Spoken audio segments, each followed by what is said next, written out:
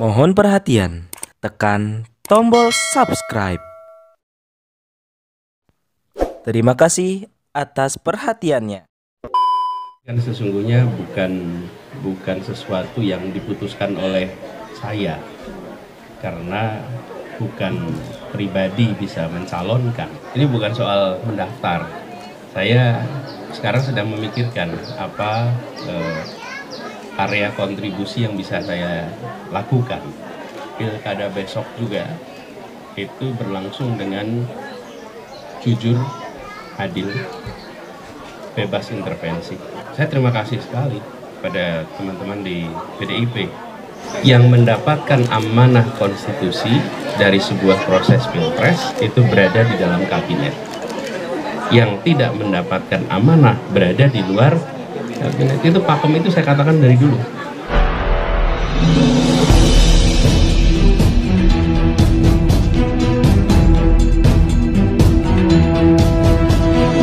Saya Yani Muhammad, driver online Depok.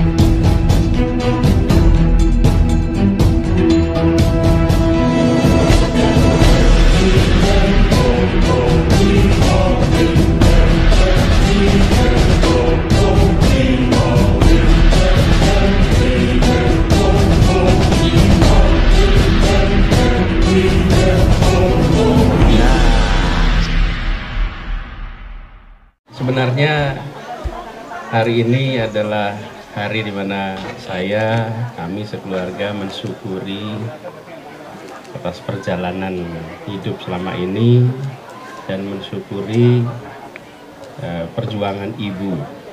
Bagi saya, memperingati hari kelahiran adalah memperingati perjuangan ibu saat melahirkan.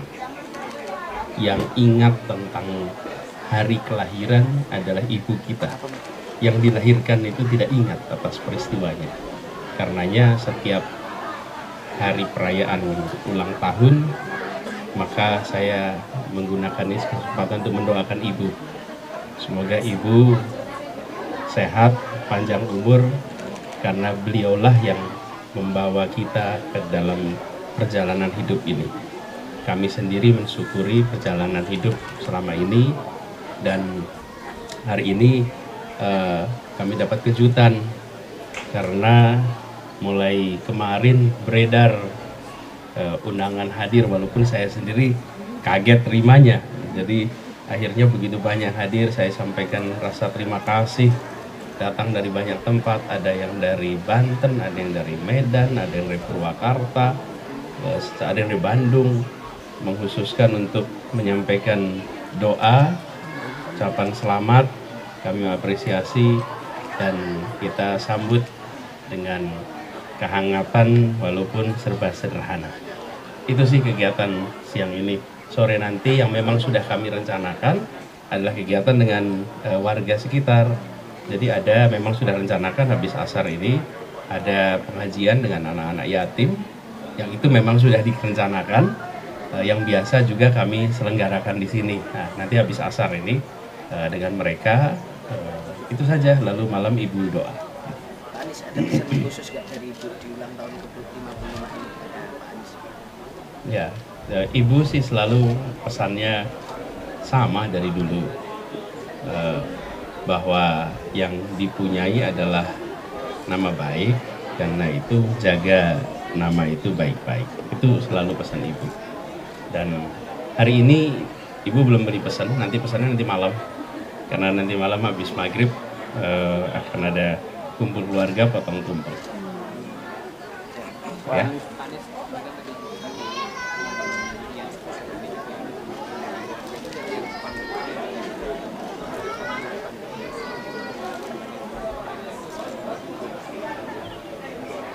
Ya, jadi memang ungkapan itu muncul, ada yang menyampaikan ke saya, ada yang beberapa hari ini banyak yang datang ke rumah, banyak yang mengungkapkan juga aspirasi yang sama, dan saya sampaikan kepada semua terima kasih. Ini sebuah kehormatan dan izinkan kami untuk memikirkan ini sejenak, memikirkan. Dan ini kan sesungguhnya bukan sesuatu yang diputuskan oleh saya, karena bukan pribadi bisa mencalonkan.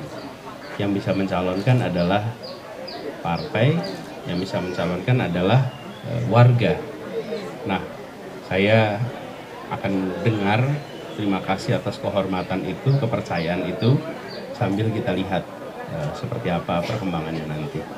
Terakhir kali Nasdem mengatakan kan Pak Anies, Pak Surya sudah membuka Bang Adli. Sampai hari ini apakah sudah ada pertemuan lanjutan dengan Pak Surya? Belum ada pertemuan, artinya pertemuan ada, tapi belum ada pembicaraan lebih jauh.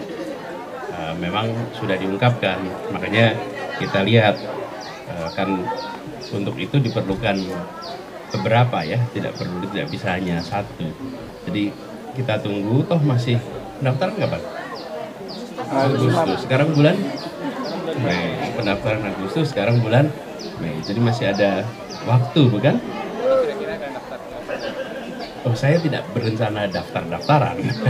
Ini kan bukan, makanya saya katakan tadi, ini bukan soal mendaftar. Saya sekarang sedang memikirkan apa area kontribusi yang bisa saya lakukan, dan kita mempertimbangkan semua, termasuk apa yang diungkapkan oleh teman-teman. Karena saya mendengar juga teman-teman di RT RW mengungkapkan, kemudian ada juga warga yang saya ceritakan tadi. Tapi kita tunggu. Saya merasa lebih baik kita menunggu sebentar, memastikan bahwa pilkada besok juga itu berlangsung dengan jujur, adil, bebas intervensi. Jadi berarti artinya jika nanti kemudian masuk di pinangan dari partai-partai ini, terlepas dari apa itu nanti partai lain, Pak Anies secara pribadi saya masih saat ini saya belum memutuskan. Jadi saya masih menunggu. Banyak yang berspekulasi, tapi saya tidak mau spekulasi dulu sekarang. Lebih baik tunggu dulu sampai betul-betul saya sendiri dengan keluarga, dengan teman-teman semua, dengan senior-senior mendiskusikan, terus baru nanti kita putuskan langkahnya. Tapi Pak, kemarin PDIP juga sudah bilang mau buka pintu nih untuk Bapak maju. Bapak sudah ada komunikasi sebelumnya nggak sih Pak dengan PDIP, atau menanggapi ini gimana Pak? Baru kemarin malam banget Pak. Apa katanya? PDIP membuka pintu untuk Anies untuk maju ke Pilgub DKI Jakarta, begitu Pak? Ya, saya terima kasih sekali pada teman-teman di PDIP yang membuka itu di dalam rakerdanya ya, dalam rakerdanya. Saya sangat apresiasi, dan buat kami keterbukaan lintas kelompok, lintas partai itu menandakan bahwa kita sama-sama peduli tentang masa depan Jakarta, sama-sama peduli tentang masa depan Indonesia. Udah ada komunikasi sebelumnya sama PDIP Pak? Udah ada komunikasi sebelumnya sama PDIP Pak soal ini Pak? Sebenarnya kalau komunikasi itu saya komunikasi dengan semua. Tapi soal Pilgub belum Pak? Belum ada khusus. Pak Anies, survei Pilgub DKI Jakarta, versi survei Indonesia, Pak Anies menduduki 29% di bawah Pak Ridwan Kamil. Tanggapannya mungkin apa? Pak, menjamin soal PDIP, Pak, siap nggak kalau dia sama Pak Anies? Siap nggak kalau dia? Oh, mutusin maju aja belum tahu. Kalau pendaftaran independen kan?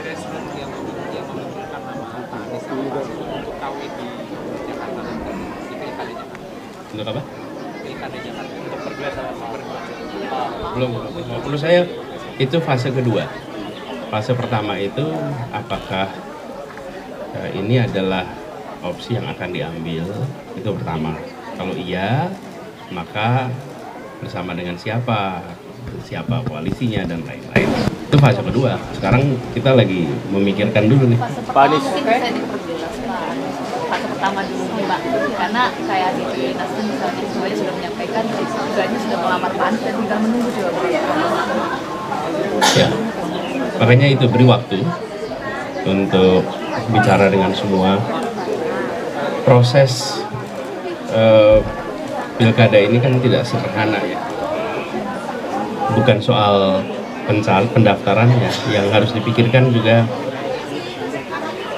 kira-kira pilkada besok jujur, adil, bebas tidak ya?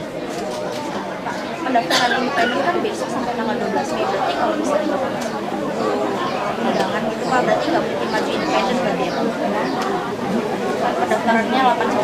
Oh ya, saya malah baru tahu jadwalnya. Mulai besok. 8 sampai 12. Gimana tuh Pak? Jadi tetap mungkin independen. Nah, kita menunggu aja nanti. Pak Anies, ini soal minta tanggapan sekali terakhir Pak. Pak Ganjar mengatakan tidak akan bergabung dengan pemerintahan. Itu Pak Anies sendiri gimana Pak sekarang?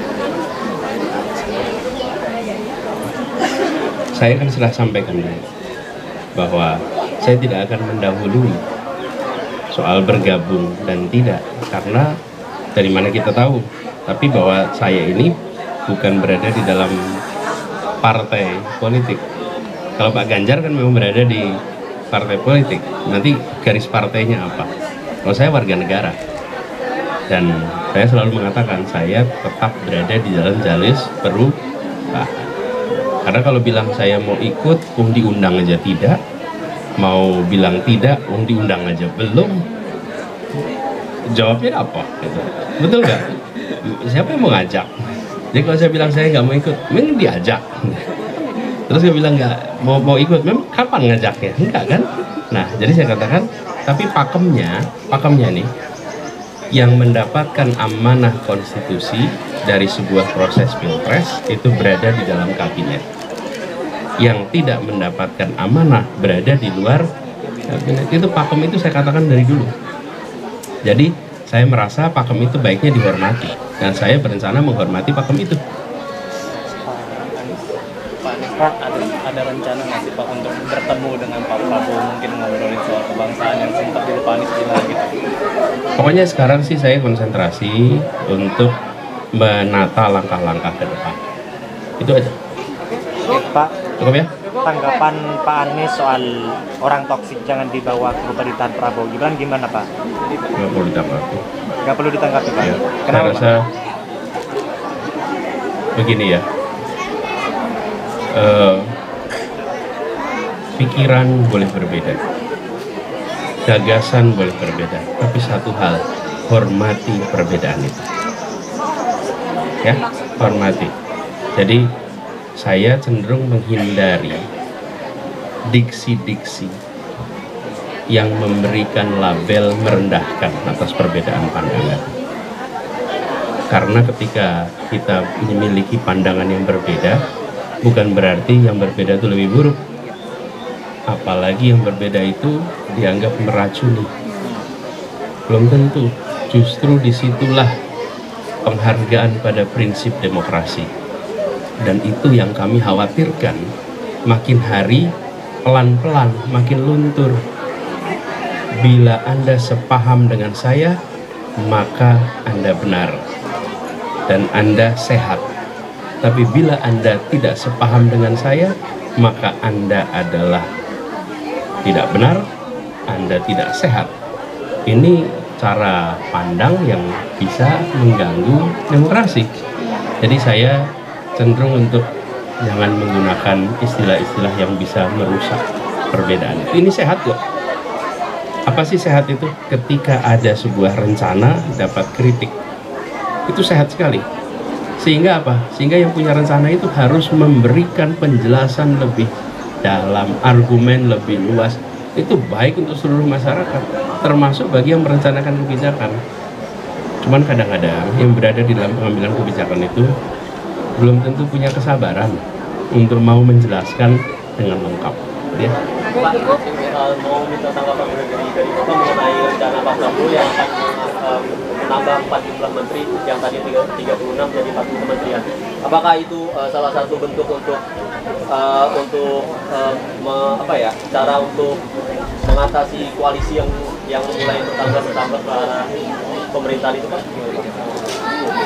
Satu, semua diatur dengan undang-undang. Selama itu sesuai dengan ketentuan undang-undang, maka tidak ada larangan. Yang kedua, kewenangan menurut konstitusi sudah diberikan kepada presiden terpilih. Maka presiden terpilih memiliki hak prerogatif selama dia berada di dalam koridor undang-undang. Jadi saya tidak mau terlibat di dalam assessment, oh ini baik, ini buruk. Itu adalah hak presiden terpilih selama itu sesuai dengan aturan undang-undang. Terima kasih Pak. Cukup. Wes bisa jawab tadi. Iya pagi-pagi dia kirim WA tadi pagi.